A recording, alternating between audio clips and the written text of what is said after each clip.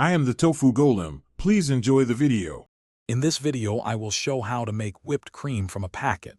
First, make sure you have all your ingredients ready, including the cream, sugar, and any flavorings. It's crucial to chill your mixing bowl and whisk in the freezer for at least 15 minutes. This cold environment helps the cream whip up faster and achieve a better consistency. Once everything is cold, you are ready for the next step. Now pour your chilled cream mixture into the cold bowl.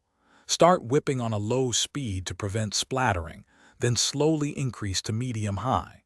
You'll notice the cream beginning to thicken and form soft peaks.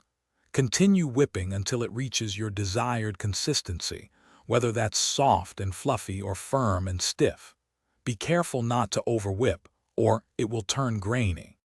Once your whipped cream has reached the desired consistency, you can gently fold in any extra flavorings like cocoa powder or a different extract. For more stable whipped cream that holds its shape longer, you can add 1 or 2 tablespoons of powdered sugar during the final whipping stage. Store any unused whipped cream in an airtight container in the refrigerator for up to 2 days. For the best results, always use heavy cream with a milk fat content of at least 35%. This ensures a rich, stable whipped cream. Remember, the key is to keep everything cold and to whip just until the desired peaks form, avoiding overwhipping.